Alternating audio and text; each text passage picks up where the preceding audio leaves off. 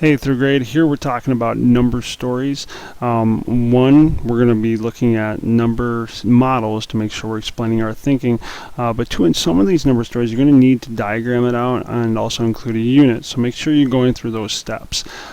First problem here, we have Enrique. Enrique wants to buy a box of pencils for $1.02 and a pad of drawing paper for $2.84. He has $5. Does he have enough money?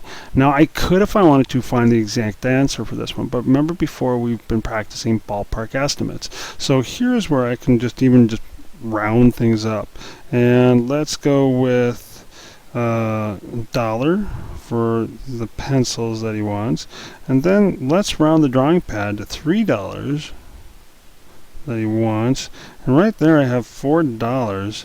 And there's my number model explaining my thinking, so I'm going to go with my answer of yes.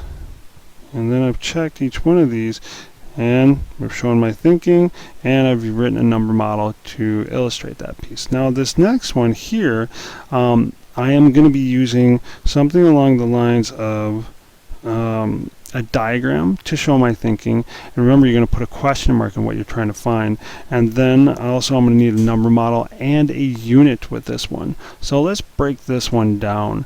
Lamb chops cost $4.12 per pound at the market. Cato wants to buy 2 pounds. How much money will he need? So let's go with, pounds. This is what Cato wants to find. Now, the thing that's what Cato wants to buy, but the thing that we need to factor in is cost per pound. And when I see that word per, that's telling me I'm going to work with multiplication. So, cost per pound, and then over here we've got our total amount of money that Cato will spend. So as far as pounds for my number problem here, I've got Cato wants 2 pounds. Well, the cost per pound is $4.12.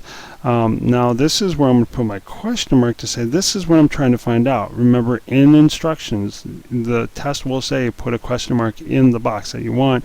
You don't put a question mark and then you put the real answer, you still lose that point. So make sure you read directions, put that question mark where you need it.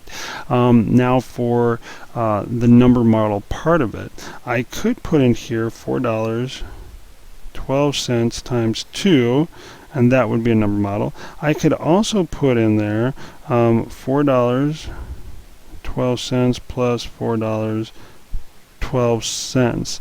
Both show, and I know I said we're working with multiplication when you use per, but if you're timesing by 2, you're adding it to itself.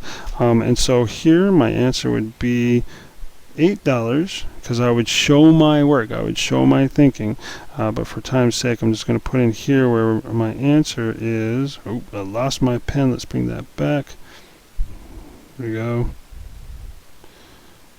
$8.24. Now, even though it says unit here, I could put a $sign in here to show my unit, or I could even write out dollars, $8.24. That would be your unit. Just make sure you're taking your time, look at the problem, make sure you're filling out the diagram, put in the question mark, and also don't forget your unit and show your thinking with that number model. Don't do it in your head. Numbers get lost. So, thank you. Good luck.